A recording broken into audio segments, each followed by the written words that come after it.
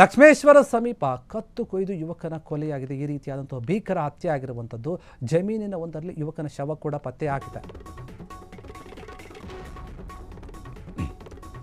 ಲಕ್ಷ್ಮೇಶ್ವರ ಸಮೀಪ ಆಗಿರುವಂತಹ ಭೀಕರ ಕೊಲೆ ಇದು.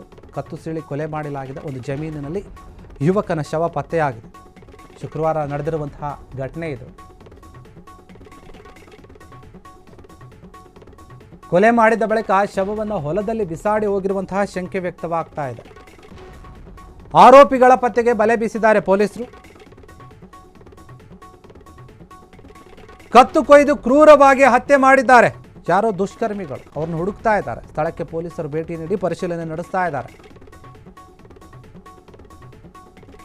ಡಿವೈಎಸ್ಪಿ ಮುರ್ತಾಜಾ ಖಾದ್ರಿ ಏನಿದ್ದಾರೆ, ಪೊಲೀಸ್ ಅಧಿಕಾರಿಗಳು ಭೇಟಿ ನೀಡಿ ಇದರ ಬಗ್ಗೆ ಮಾಹಿತಿಯನ್ನು ಪಡಿತಾ ಇದ್ದಾರೆ. ಯಾರೋ ಅಲ್ಲಿನ ಸ್ಥಳೀಯರಿರಬಹುದು, ಆ ಹೊಲಕ್ಕೆ ಸಂಬಂಧಪಟ್ಟಿರೋರಾಗಿರ್ಬೋದು, ಅಥವಾ ಯಾರು ಈ ವಿಚಾರವನ್ನು ಮಾಹಿತಿ ಕೊಟ್ಟಿರ್ತಾರೋ ಅವ್ರ ಹತ್ರ ಕೂಡ ಕೇಳ್ತಾ ಇದ್ದಾರೆ. ಏನು ಎತ್ತ ನೀವು ಯಾವಾಗ ನೋಡಿದ್ರಿ, ಇನ್ನು ಕೊಲೆಯಾದಂತಹ ವ್ಯಕ್ತಿ ಯಾರು ಅನ್ನೋದು ಕೂಡ ಗೊತ್ತಾಗಬೇಕಾಗಿದೆ. ಅದು ಗೊತ್ತಾದ ನಂತರ ಇದನ್ನು ಯಾರು ಮಾಡಿದ್ದಾರೆ ಈ ಕೊಲೆಯನ್ನು ಅನ್ನೋದು ಕೂಡ ಪತ್ತೆಯಾಗಿದೆ. ಯಾಕಂದರೆ ಇವ್ರಿಗೆ ಏನಾದರೂ ಹಳೆ ದ್ವೇಷಗಳಿತ್ತ ಅಥವಾ ಯಾವ ಕಾರಣಕ್ಕೆ ಮಾಡಲಾಗಿತ್ತು ಅದ್ರ ಬಗ್ಗೆನೇ ಪೊಲೀಸರು ಹುಡುಕ್ತಾ ಇದ್ದಾರೆ. ಶುಕ್ರವಾರ ಆಗಿರುವಂಥ ಘಟನೆ, ಕೊಲೆ ಮಾಡಿ ಬಿಸಾಕ್ ಹೋಗಿದ್ದಾರೆ. ಒಂದು ಹೊಲದಲ್ಲಿ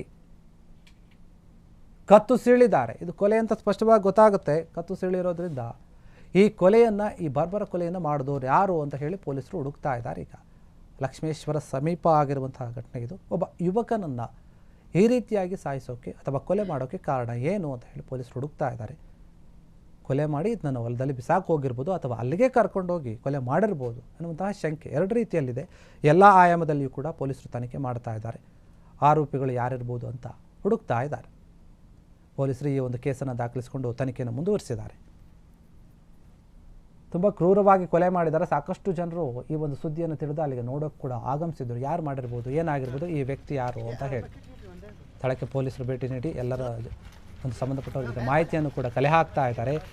ಡಿವೈಎಸ್ಪಿ ಆಗಿರುವಂತಹ ಮುರ್ತಾಜಾ ಖಾದ್ರಿ ಏನಿದ್ದಾರೆ ಅವರು ಮತ್ತು ಅವರ ಪೊಲೀಸ್ ಅಧಿಕಾರಿಗಳು, ಸಿಬ್ಬಂದಿಗಳು ಎಲ್ಲರೂ ಕೂಡ ಬಂದು ಮಾಹಿತಿಯನ್ನು ತಗೋತಾ ಇದ್ದಾರೆ, ಪರಿಶೀಲನೆ ಮಾಡ್ತಾ ಇದ್ದಾರೆ.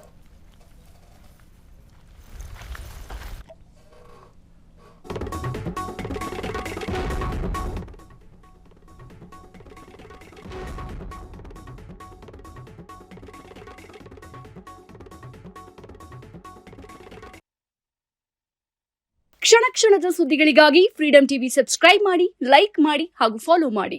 ಹೊಸ ಸುದ್ದಿಗಳ ನೋಟಿಫಿಕೇಶನ್ಗಾಗಿ ಬೆಲ್ ಐಕಾನ್ ಮೇಲೆ ಕ್ಲಿಕ್ ಮಾಡಿ.